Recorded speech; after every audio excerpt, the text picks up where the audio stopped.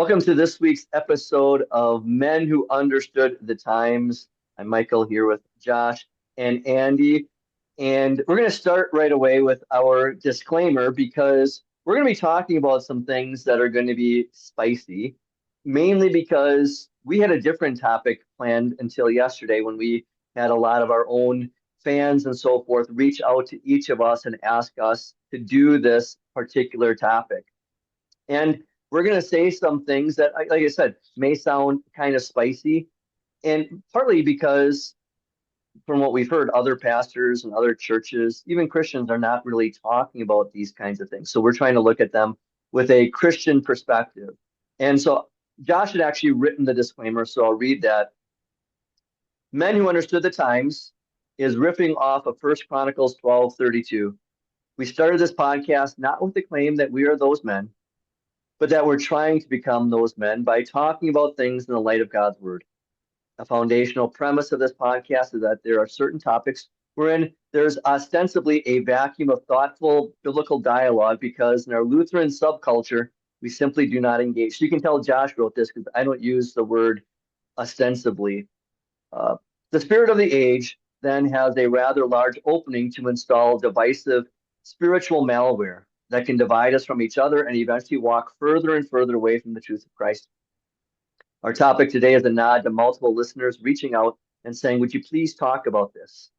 As we discuss immigration, law enforcement, and how Christians might react in a way that pleases the Lord, it's possible, even likely, that offense may be taken on one side or the other. Please know that this is not the intention of anyone on this podcast to specifically give offense.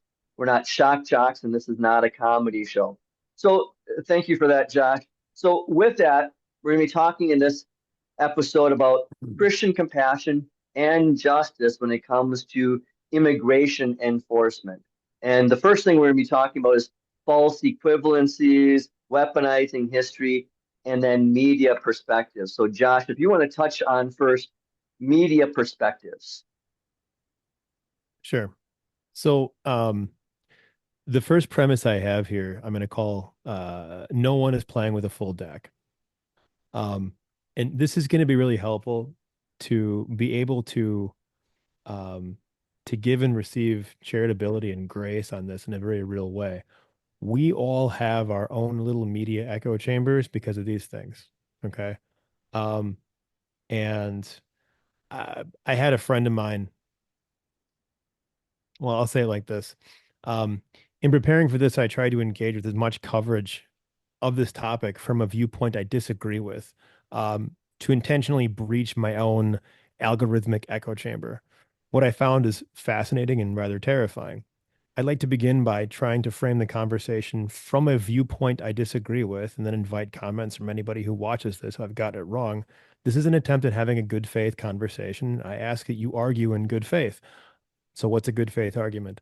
A good faith argument is sincere, honest, and respectful, where participants genuinely aim to understand each other, find truth, and resolve an issue. Instead of just trying to win, dunk, or deceive, it involves fair engagement, which is acknowledging the other person's point, using sound logic, and be open to changing one's own mind. In other words, let's take each other's words and actions in the kindest possible way. An example of the media echo chamber thing. Okay, a couple weeks ago, I had a friend reach out and ask about President Trump sending troops to Portland in late September of 2025. Um, I heard things from him that I hadn't heard at all before. And so I had the idea to use AI to break this down. And so here's what I did. After prompting answer from a right-wing perspective only, why did President Trump send the troops to Portland in late September of 2025?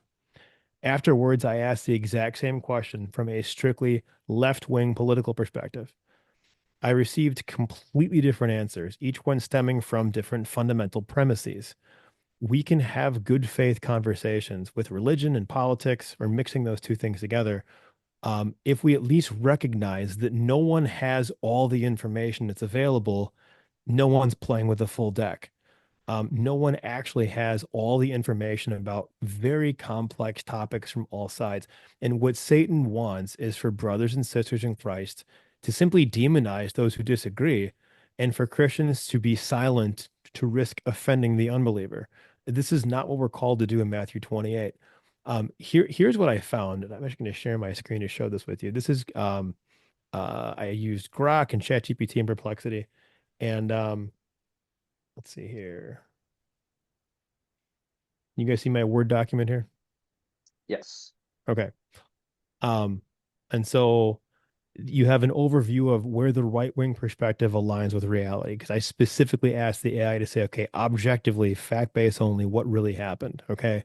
So this goes back to Portland, and this is also well, you had ICE there, right? And so federal property and personnel were actual responsibilities. The president does have a clear legal authority to protect those buildings. Local governments in Portland were politically hostile to the federal government, and some protests involved real criminal behavior like arson, vandalism, and assault. So the deployment was not invented out of thin air, nor was it legally baseless. Now, the left wing perspective aligning with reality. The scale of the crisis was exaggerated for political effect. That's probably true. It was useful to Trump politically, also true.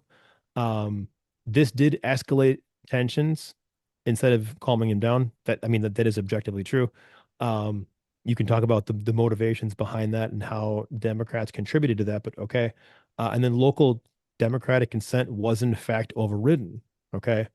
Now, both sides distort reality. So the right wing distortion was portraying the situation as a near insurrection or existential crisis.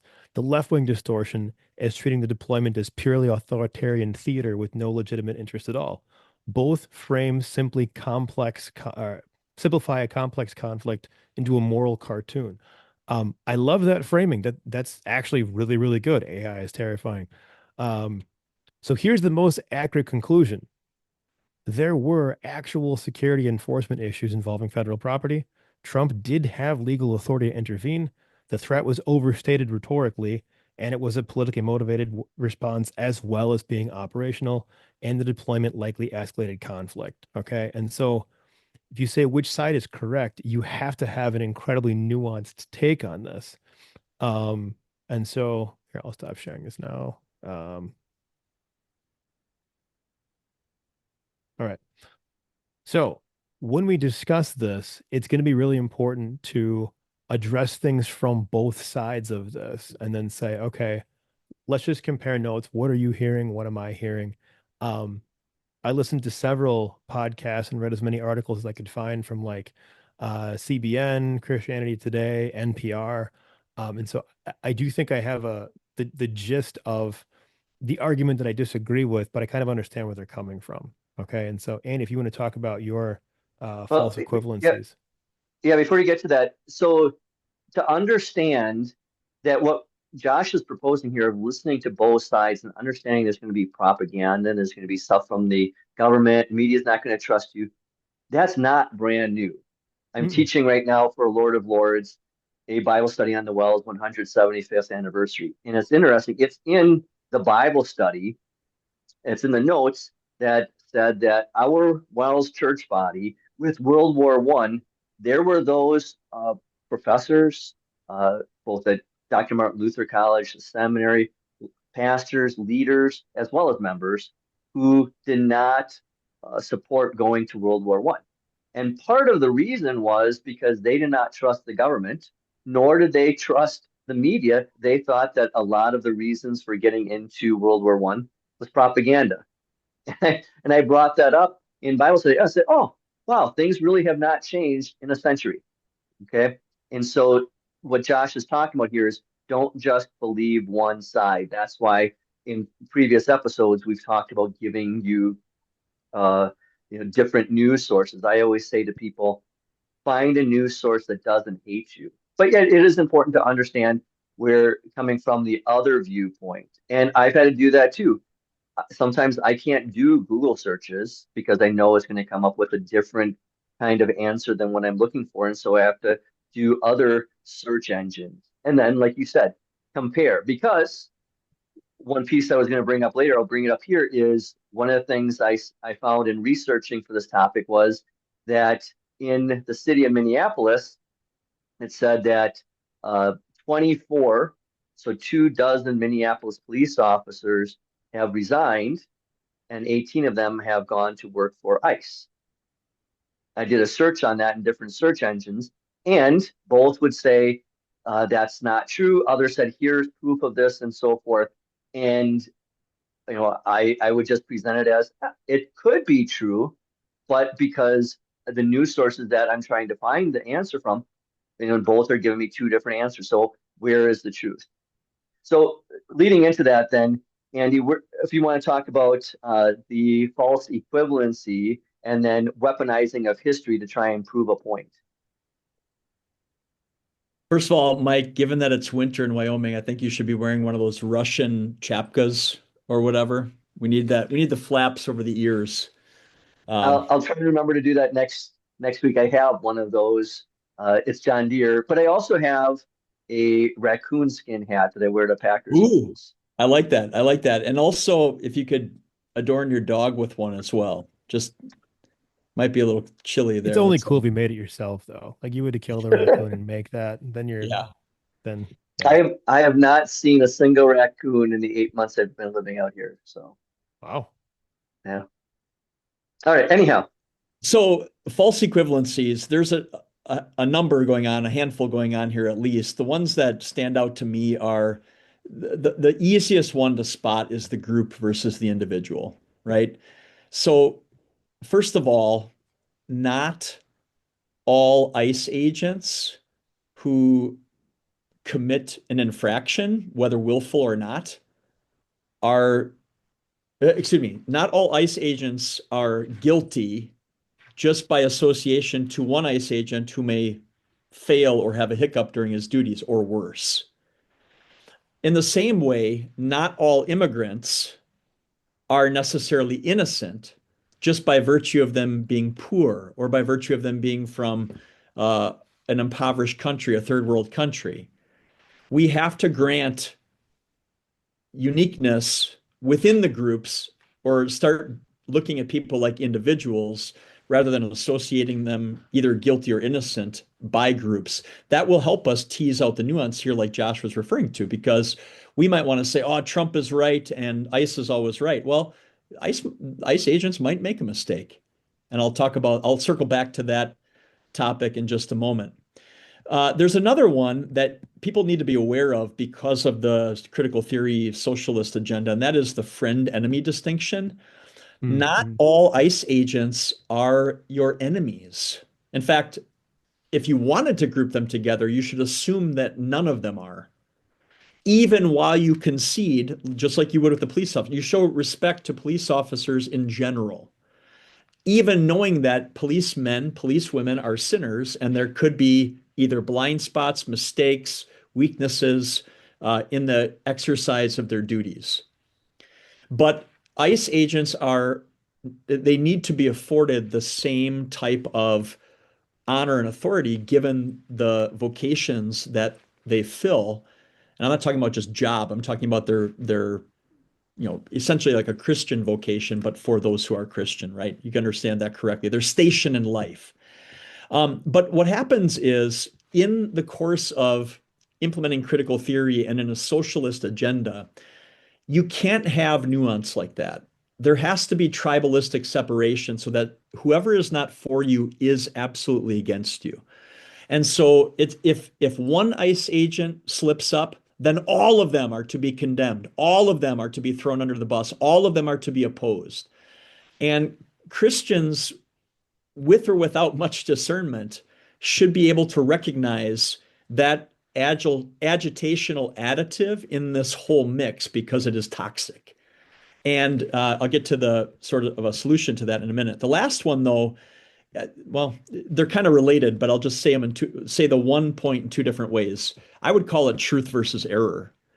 But I think the way that the current environment regards it is as moral ambiguity versus moral certainty. And in this particular case, what makes this so very challenging for all of us is that, what happened in Minnesota has just enough ambiguity to be detrimental for all sides in evaluation.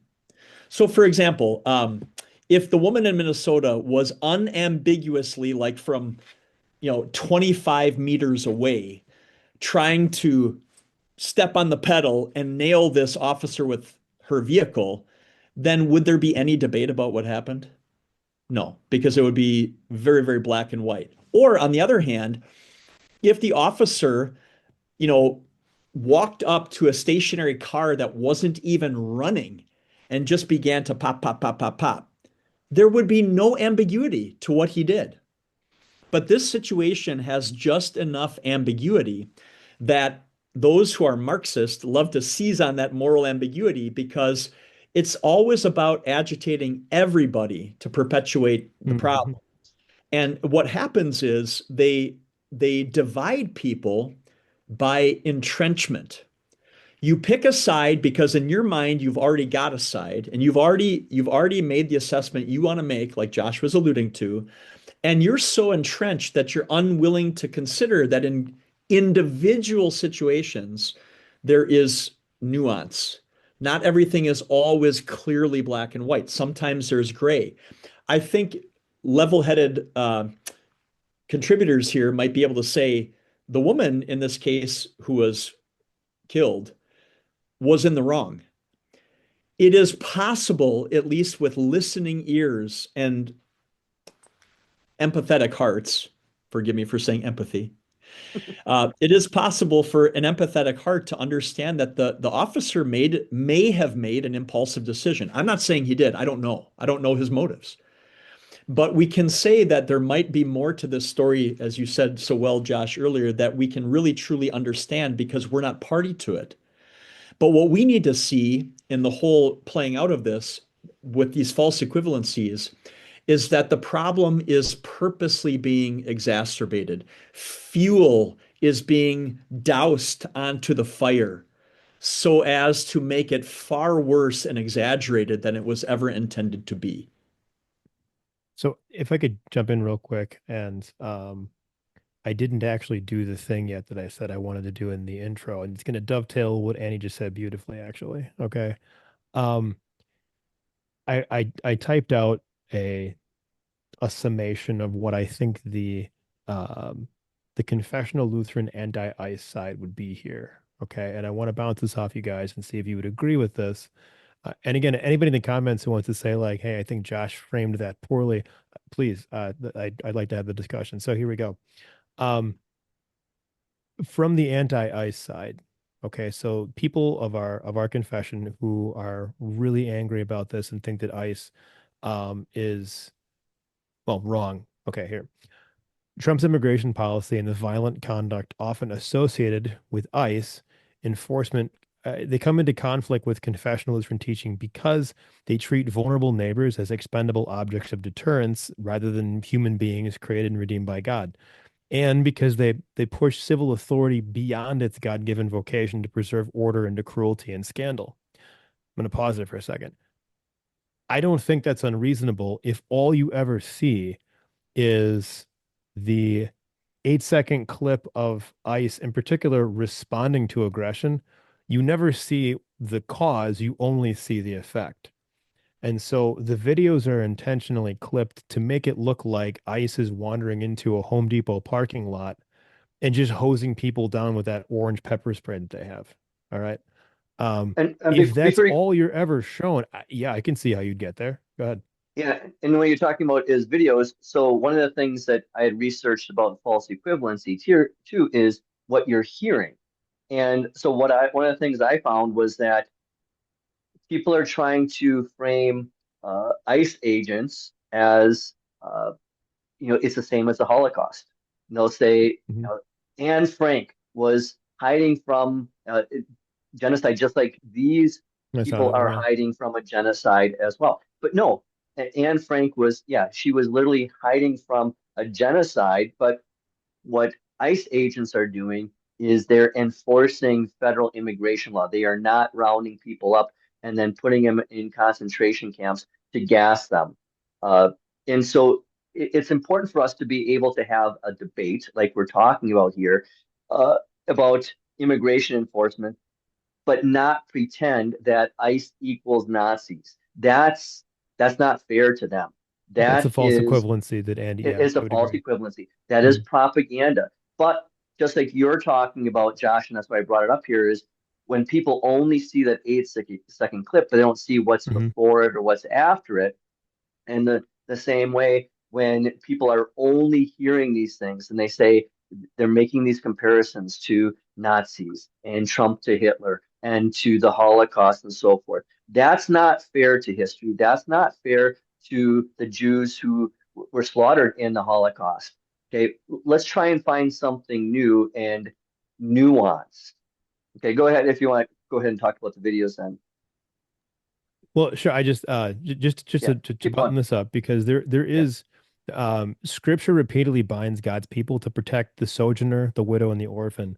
And so another thing that I think is one of the things that I've read in several articles about why this is wrong, is that these policies deliberately separate children from parents or subject asylum seekers to terror as a deterrent, which is an inversion of that command. We are to protect the defenseless, using the weak as tools for policy goals instead of neighbors to be served.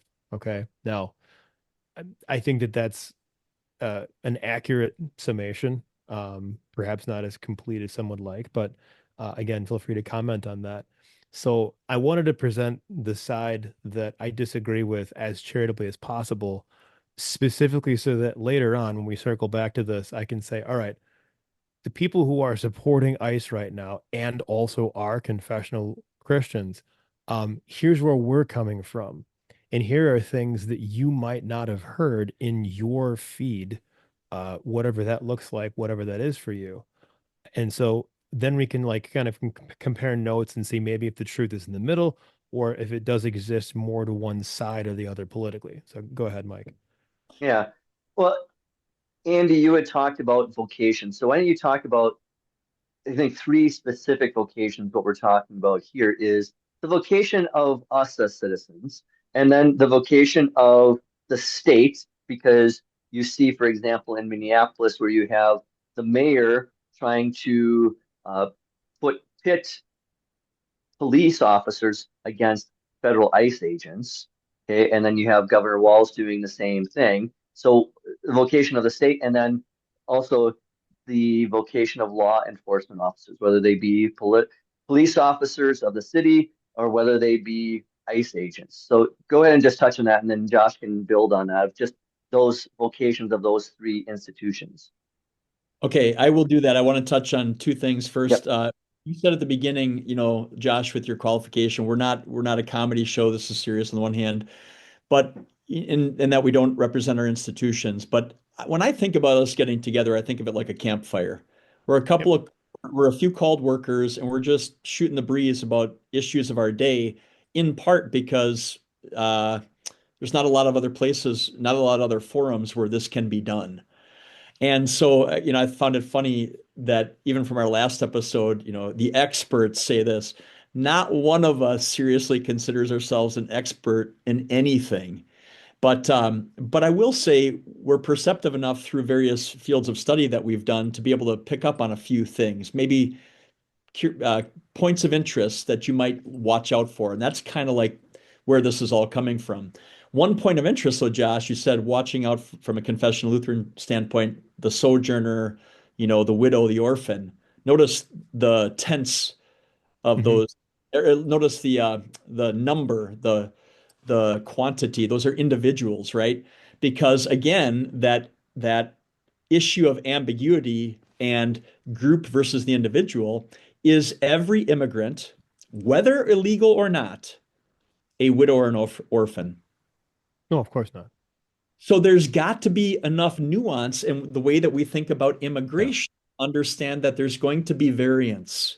That by itself should help us in our vocation as Christian citizens Hmm.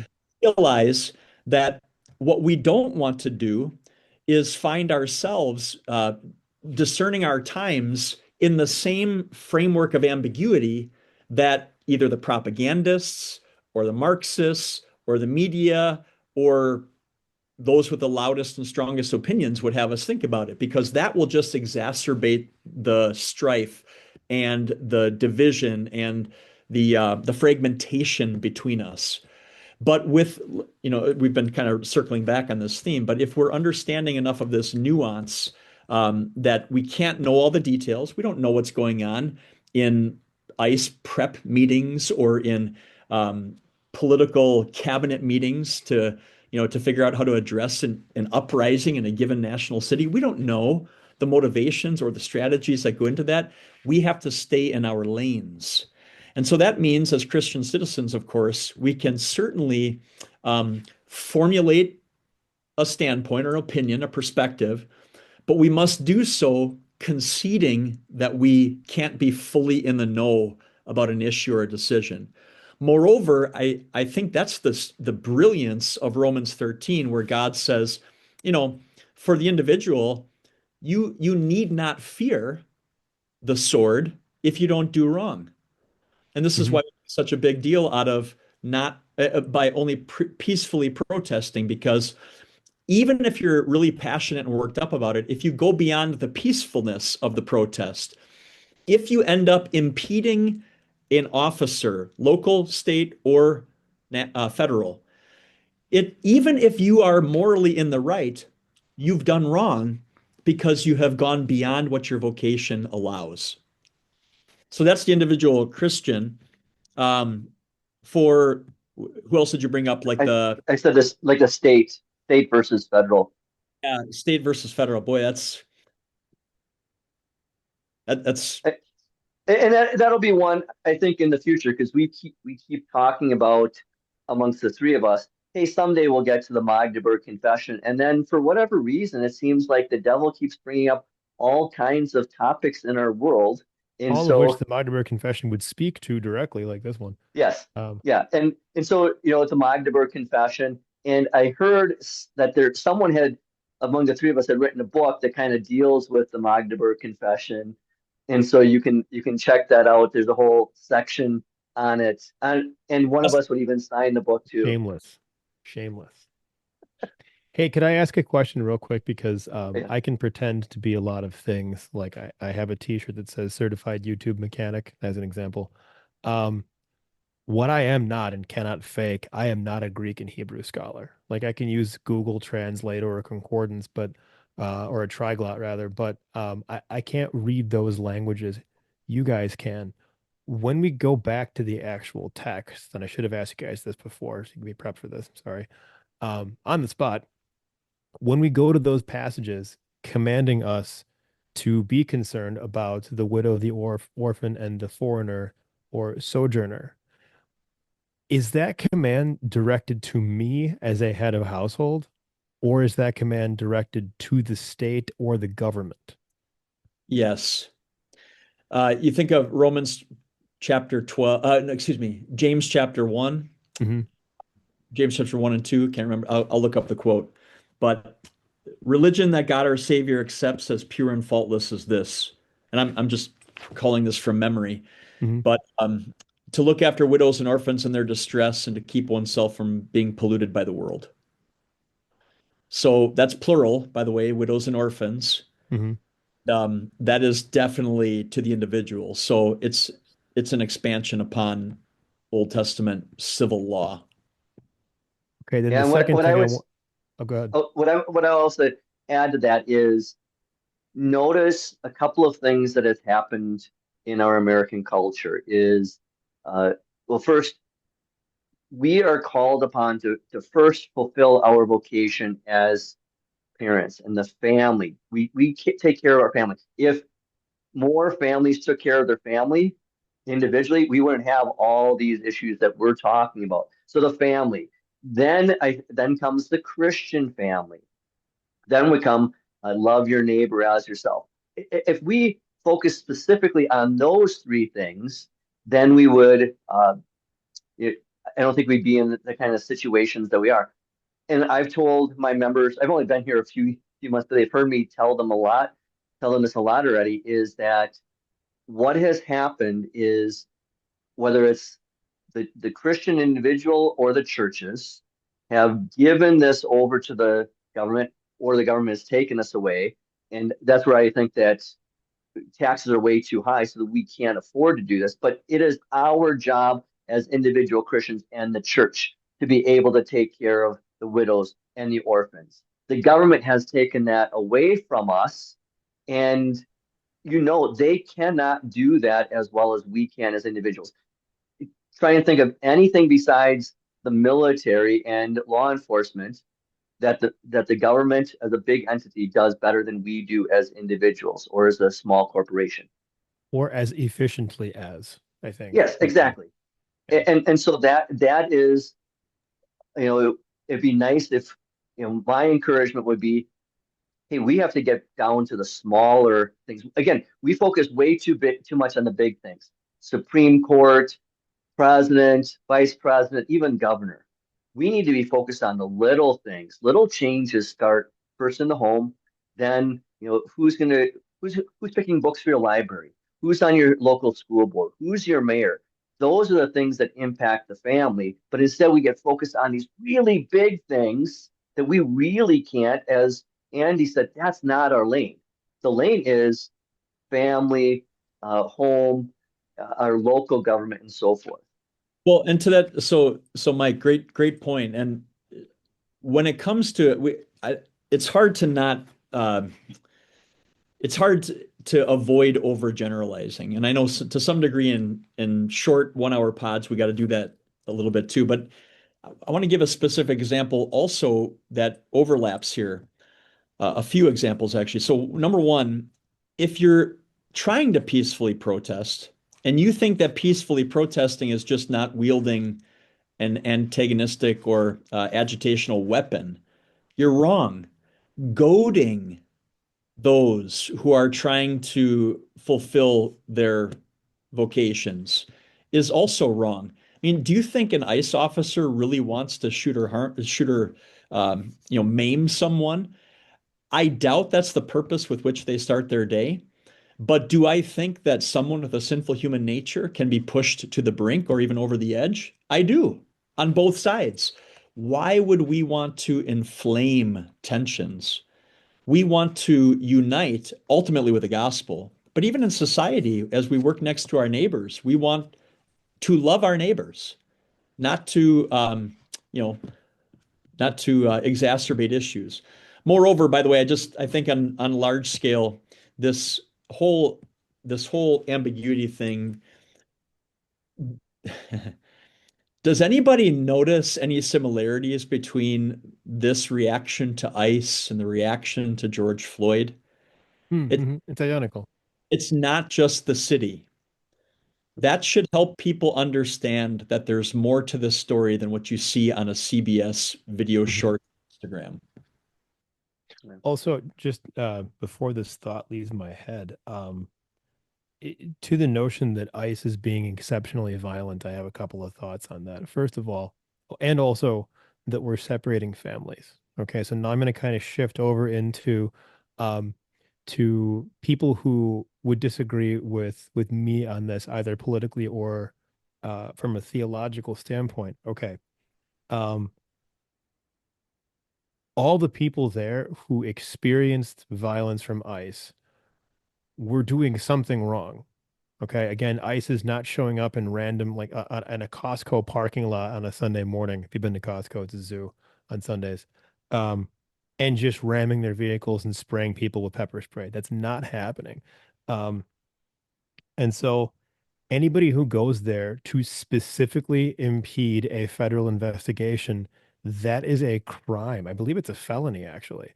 If I walk up to the Milwaukee Police Department as they're investigating a crime and I get in their way and I come past the yellow tape and I try to impede their investigation um, or shake loose whomever they have in custody so they can go free, I'm going to experience violence. I think first they'll ask me to stop politely, and then they'll ask me not politely, and then they will use force after that.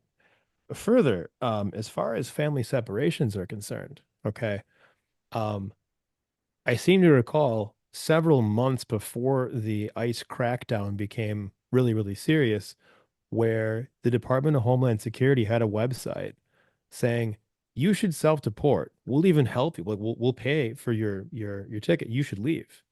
If you do that, okay, we'll just call it even, and that'll be that.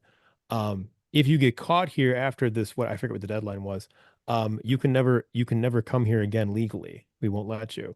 And so first they asked politely, and like a couple million people left voluntarily. That's incredible.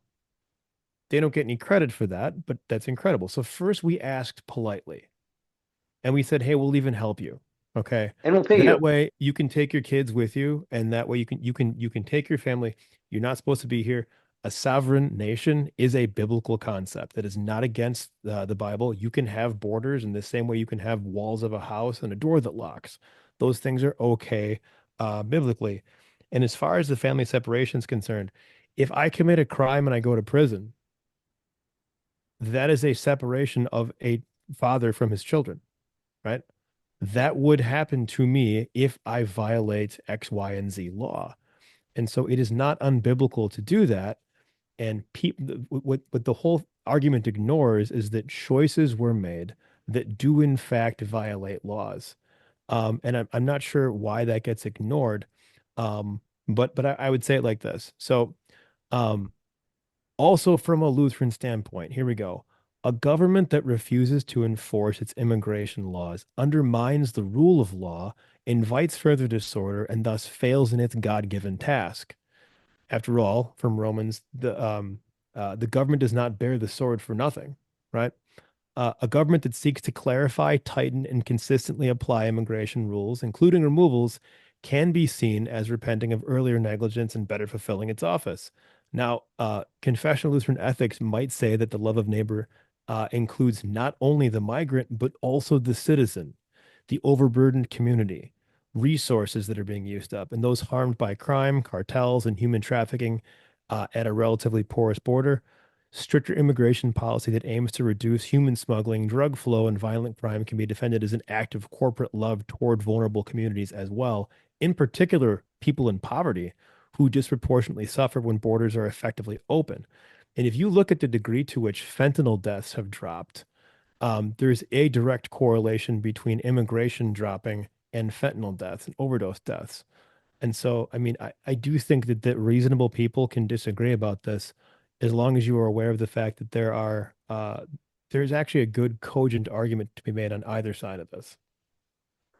So with that, as we were talking about vocation of state and so forth, that the previous administration, they opened the borders. And, when President Trump is before Congress and he's giving his like State of the Union, and he said, the President Biden said that we needed all these laws to be passed.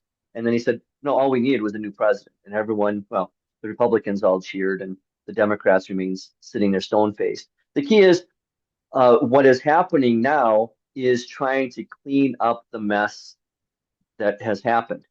It's like what happens with us when we sin against God and we just keep on living a sinful lifestyle. Say we just keep drinking alcohol and we keep smoking and so forth, and we know it's hurting us, hurting those around us, and eventually then we get cancer in our lungs and we blow up our liver, and then who are we upset with? Well, because we're sinners, we're upset with God because here comes the justice of and the ramifications of our own sin. And that's kind of what we're seeing here as our nation has allowed in not just illegal immigrants, and because they are illegal, they've broken the law just coming here, but also along with them are people who are pedophiles and rapists. They have separated families as people are upset about families being separate. Well, a lot of families have been separated through prostitution rings and so forth. And if you listen to Tom Homan and the head of ICE and so forth, they will give like weekly updates on all the children that have been found in the last year that President Trump has been doing all of this. We should not be, as Christians, I don't think we should be upset that ICE agents are finding these children.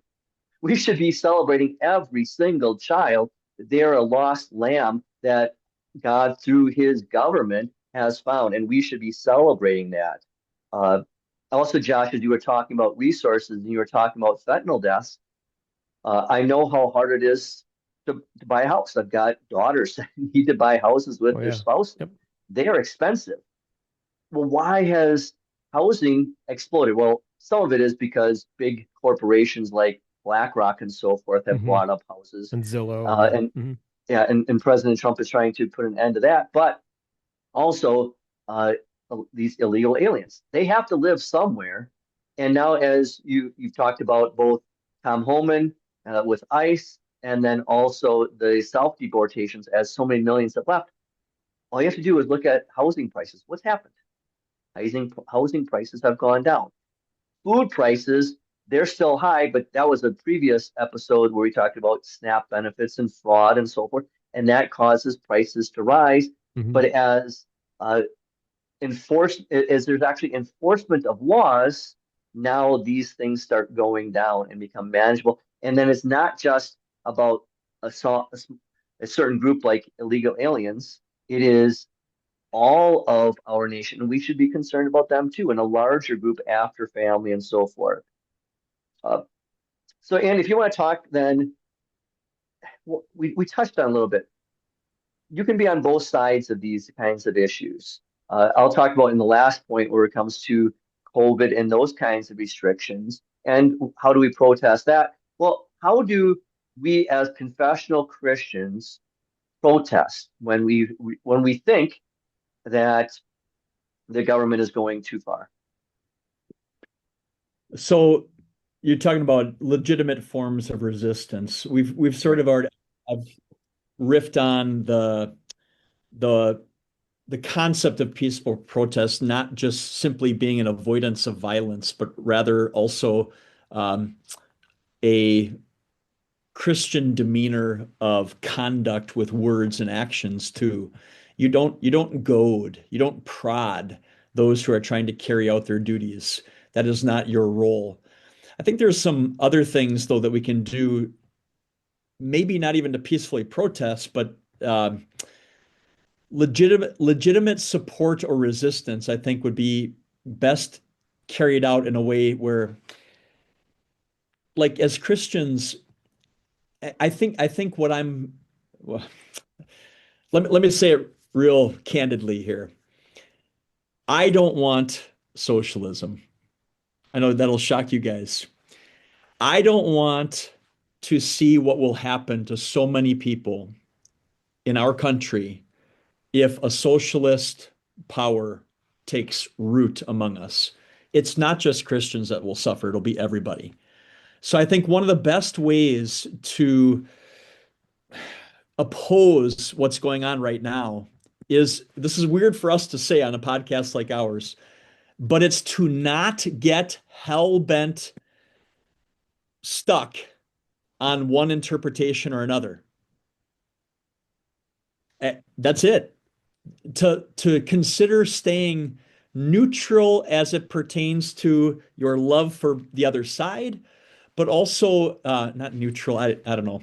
I'm struggling to say it as well as I want to, but I think you get the idea. If you can understand that there's a little more ambiguity here or information even that you can't master, then it's okay for you to take a position, but it's the position you take is better off enacted by staying above the fray, by remembering that those who cannot, do not, or refuse to see it as you do are not automatically your enemies. But in the end, those who do prove themselves to be your enemies are still those who are best opposed, not with violent words or actions, but with your prayers, your charity, your olive branch of Christian witness.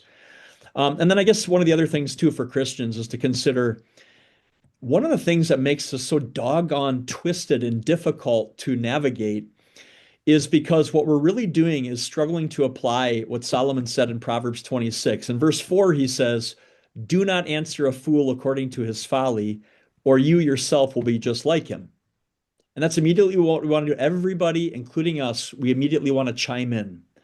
But then Solomon says, "Answer a fool according to his folly, or he'll be wise in his own eyes." right? So we're struggling to figure out how to apply God's wisdom to a situation that is so sinfully sordid. And we do better to stay above the fray and to patiently contemplate these things before we chime in at all, if we even chime in at all. I guess that's about as clumsily as I could say it, but that's what I'll. So I'll ask Can I Josh the respond to same that too? question, but yeah, Sure. but let me Sure. let me just interject this too.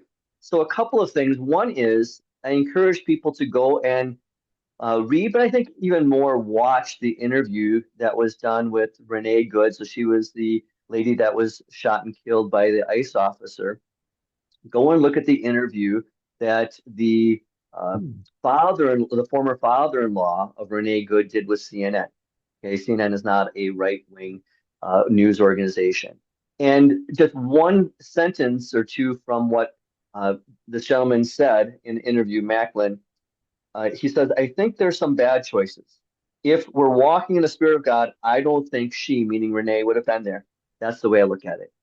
I think that is a wonderful Christian, nuanced way to look at it, saying he didn't want to put down Renee, he didn't want to put down the ICE officer, and saying I wasn't there, but he said he's really talking about her lifestyle choices, and you can look up what those lifestyle choices were that could have led her to be in that position in that place and time, and he's saying she was not living in the Spirit of God. If she would have been, Lord willing, she would not have been there. I thought that's a wonderful way to look at it. Also, Proverbs 14:15, the simple believe anything, but the prudent gives thought to his steps. Uh, so here, Andy, I thought you were going to bring in the Marxism. So I will, because you had it, is the oppressor and the oppressed, and a good biblical story to talk about just taking a step back to see who really was the victim here is Joseph with Potiphar's wife. So here is Joseph as a young man that he is taking care of Potiphar's house in Egypt. His Potiphar's wife keeps coming on to him, and Potiphar's wife finally tries to seduce him. Joseph runs away and he says, how can I do this great thing against God and against my master? Puts God first. And she grabs his cloak. He probably runs away naked. And then Potiphar comes home and she says, rape, look, I've got Joseph's, your servant's clothing. He tried raping me. And when I teach that story, most people will assume that Potiphar thought that Joseph was guilty because Potiphar is thrown in prison. And that's when I show them, no, look what Moses writes here. Potiphar was the head of the guard. Okay. He had to know that he trusted his servant Joseph more than he trusted his wife, because he would have had the power to put this accused rapist to death right away. He doesn't. He knows Joseph is right, but in order to save face for his wife, he throws Joseph in prison. Okay. So, and I just share that story because I think it's a wonderful story of looking at oppressor, oppressed, victim, and so forth. And one, if you look at it one way, who's guilty? You really have to dig in, just like you have to dig in with all of these kinds of things before you start going and protesting. So, Josh, go ahead and respond. Well, it's one Oh, quick yeah. thing before you start. You're so right, Mike, and you said that a lot better than I did. But the idea, when I say stay above the fray, I'm not suggesting that justice shouldn't be done either. I mean, we all believe that. In fact, discussing or even debating the merits of what the officer did in that woman's case is not necessarily wrong. Maybe a better way to say it for me would be that there are bigger fish to fry here. This is just yet another in a long line of morally or societally at least ambiguous cases that has been purposely, inflamed by those who have an ulterior motive, which Mhm. is subvert, you know, not just our country, but our Christianity. And so one of the ways that we can sort of resist that is not necessarily by avoiding discussion of it necessarily all the time, but being very discerning about when we do contribute, And then, moreover, understanding that this is part of a greater whole. And then also, as we were talking before about the vocation of citizens in the state, but also the vocation of these officers, like ICE officers, understanding they are in a very difficult situation, just going in not knowing what they're going to face. So, after everything happened with Renee Good, a day or two later, one ICE officer was by himself and he was attacked by one illegal alien, and two more came out and started beating him with sticks and shovels. Uh, so you never know what's going to happen. And Josh had sent us a video that I watched just before we started recording of a police officer that had stopped a woman in a minivan, and he's just a regular officer, not an ICE officer, but had stopped her probably because of erratic driving. But you can see in the video, she has her window rolled down, and he said, "I can smell all the marijuana." And he orders her to get out. She doesn't. She backs up, and then she runs Runs over him. into him. She has a good 15, 20 feet running over him over a bank, and you can hear him groaning underneath. And then his officer on the side shoots and I bring that up because I think, and I don't know, but I think as when more and more of these things happen to police officers and to ICE officers and so forth, and they see the reaction of people, well, they don't want that. And so in my estimation, he should have ended this a lot sooner, because I don't know the reaction because he's underneath this vehicle groaning. Okay. She almost committed manslaughter right there. And what happens, and the reason I bring up with vocation is when we are not supporting our officers, they can get gun shy or trigger happy. Yeah, it can either both. They could fire when they're not supposed to, or they could feel afraid to pull their weapon when they should. And that's why we need to give them some grace because they are the sword of the spirit. They are there meant to protect us. So go ahead, Josh, and talk about your interpretation. How do we as Christians properly resist? I think some of the best advice that my dad gave me, my late father, when I was a teenager, he said, when you respond to whatever it is that you're responding to, uh, allow no one to be able to say that you sinned in any of this. Um, in our country, you have a whole lot of ways that you can contribute in a positive way, protesting. Um, I have gone to anti-abortion rallies and marched with a sign. I've done that several times. I think more Christians should do that because I think that's one of the most egregious offenses to God that our nation commits is abortion. Um, I did not light buildings on fire. I did not contribute to crime in any way. Everything we did was legal. You have the right to redress grievances peacefully with your elected officials. And so I've written my congressman about abortion, for example. And so the we have a lot of legal avenues for abortion. I'm sorry, for abortion, for protesting these things.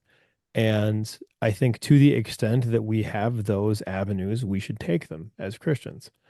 Um, I do think I also want to say this. Andy, you mentioned before, you said, I don't want a socialist or communist country. And so I want to do all I can to fight against that. Okay. And that is certainly one of the encroachments that we're seeing. Um, the one that I'm seeing in regards to, in particular, illegal immigration, is the influx of Islam coming into our country. And I had a really good conversation. It started a little rocky, but it was a good conversation overall. I had some person-to-person feedback from somebody locally who heard our podcast on the dangers of Islam. And they said, you thought it was kind of racist, actually. I said, really? Tell me how it was racist. So, well, you're speaking out against Muslims. And I said, okay. I disagree with race being a construct, but I know what you mean when you say that word.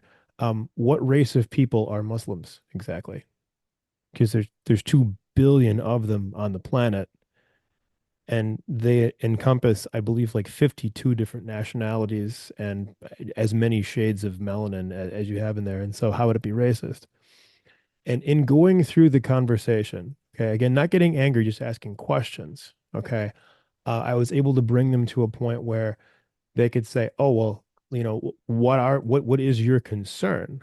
Okay, and if you look at what's happened with um, unchecked immigration in the United Kingdom, um, right now Dublin has more foreigners than native-born Irish people. Okay, that's going to lead to a degradation and erosion of their culture, and I don't think that that's a good thing. Also, crime is up, in particular, violent crime, rape and murder, and those are objectively higher on the immigrant side of things. And part of the reason for that is because of what is permissible in Islam. And now you look at London, same deal. Do a Google search for no-go zones, and it's fascinating. Google will tell, or AI will tell you that there are no actual no-go zones. And then you read like the Daily Mail. I have that on one of my tabs if you want to see it actually. And it's like, here are all the no-go zones. Like where like, you shouldn't go here if you are a native born Brit, because you're likely to be assaulted if you're not wearing a hijab or a burqa. Um, and then if I could share my screen one more time, and I think I have my audio for this. If you can't hear this, let me know. Um, okay, so we have um, I think this was a lecture in the UK. And when you have a group of people who are telling you, we are going to come and take over your culture, and here's how we're going to do it, you should listen. Every ideal nightmare of a Muslim Europe will come true. They can be as mad as they want. I don't care. America will be a Muslim country. Russia will be a Muslim country. Islam will enter every house, inshallah. But we have to be a part of that change. We have to be a part of that da'wah. We have to be a part of those ghuraba who stand firm on our aqidah and our practice and our deen and never, ever apologize. We're unapologetic. Never, ever compromise. We're uncompromising. Never, ever water down this religion. We are unwatering. I don't care if that's not a word. We stand on game. And may Allah subhanahu wa ta'ala give us all a life upon the deen and a death upon the deen and accept us as shuhada. Ameen. So, I mean, nothing that he said comes into conflict with the Quran. I know that there are Muslims out there who would disagree with him, but their primary religious text does not. He is promoting truth according to the doctrine of what he believes. And so part of the issue here is objectively, and here now I'm speaking to my friends who would disagree with my political affiliations. Um, I'll just say, well, what do you do with this? The thing I like to ask. What do you do with the fact that we've had, now the estimates here are arguable, okay? Between 20 and 40 million people who have just come into our country, and many of them are like that guy I just showed. Many of them are coming here specifically to spread their religion and their culture expressly at the annihilation of our culture and our religion.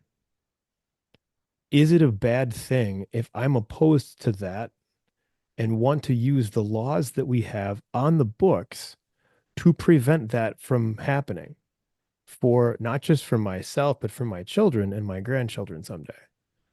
Right? And just What again, do you do with that? and so Why is not, that a bad thing? and sorry, Josh, Go ahead.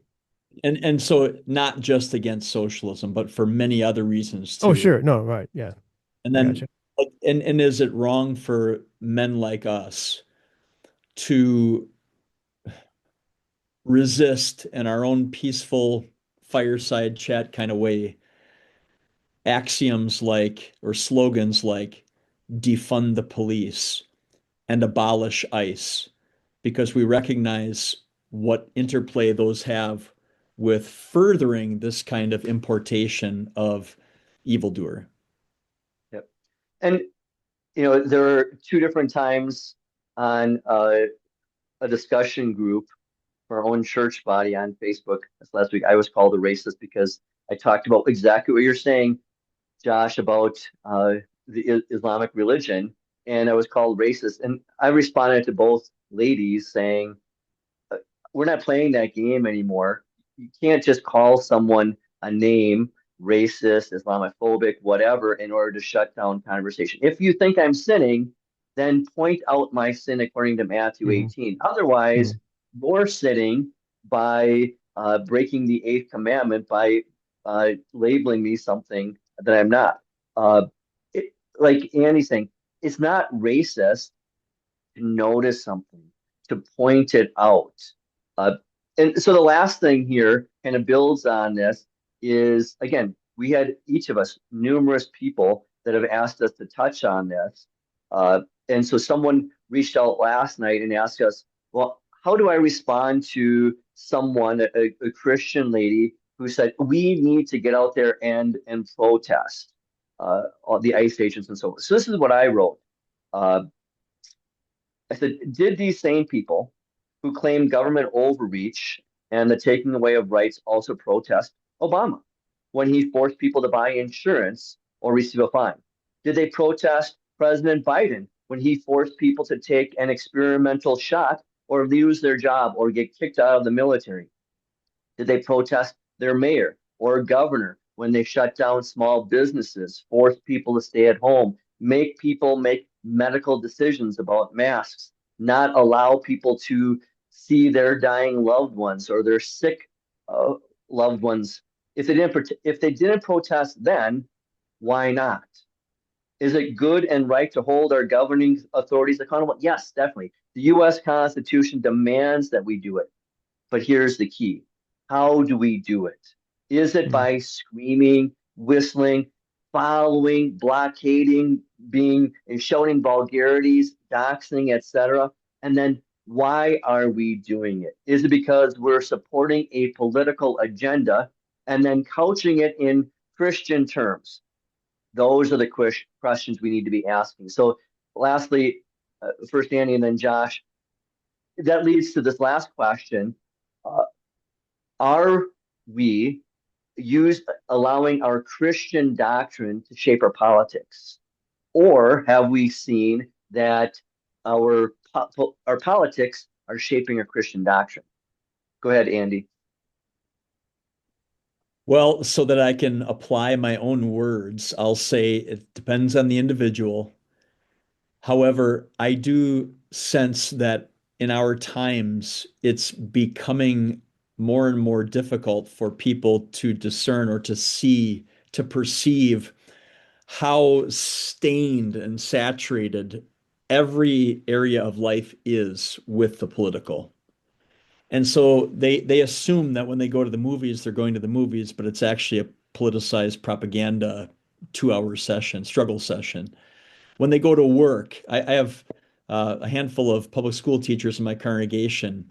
Every year, at least once a semester, they have to go through ongoing ed, which is purposely indoctrinating them against things that are very anti-biblical.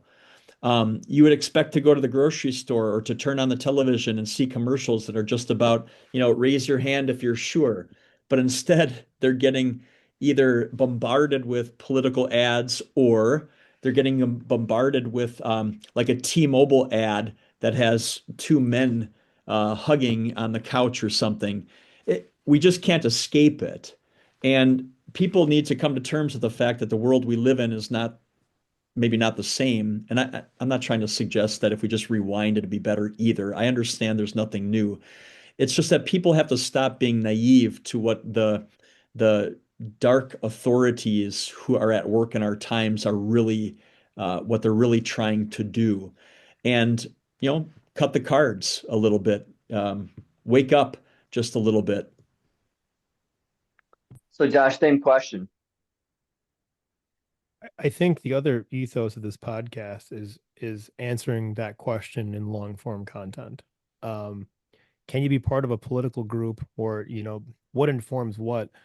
If your understanding of the Bible, if your submission to Jesus, not just as your Savior, everyone likes that, but also as your Lord, which is much more difficult, then there are certain things that I would argue you cannot embrace.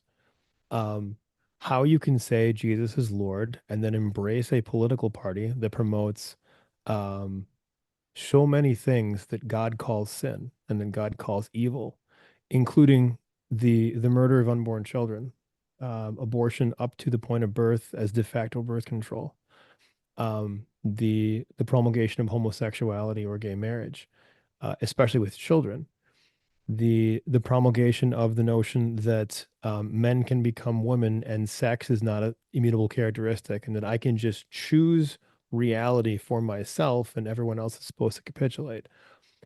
I don't understand how that comports with scripture at all. And so I would argue that we should first of all take every thought captive and make it submit to Christ and let that inform what our politics are. And also be careful who you surround yourself with. I think it's 1 Corinthians 15:33. Do not be deceived. Bad company corrupts good character. And I have watched people that I care for very, very deeply shift from one context to another and be inundated with the godless people, the spirit of the age. And that does have an impact. You cannot jump in the pool and expect not to get wet. And so um the trite way of saying that in like the Tony Robbins style motivational speaker for kids is show me your friends and I'll show you your future. I would relate that back to that First Corinthians passage, and surround yourself to the greatest degree possible with people who are familiar with God's word, who love and submit to Christ, and who you can have conversations with, like these conversations that we're having here, to discern what the truth is with an open Bible. Fantastic. So we'll wrap it up here. So with that, again, I've said this numerous times, I'm working on reading through books on the Crusades. And I am a big fan of the Crusades, but as we're talking about with the protests, when you understand the Crusades, you have to understand these were Christian men, some women, but mainly men, that were motivated to protect the Holy Land and free Christians that were enslaved by Muslims in the Holy Land. But as they traveled there, some of those crusaders, they sinned. Okay, they sent children. That's the whole crusade, the children's crusade.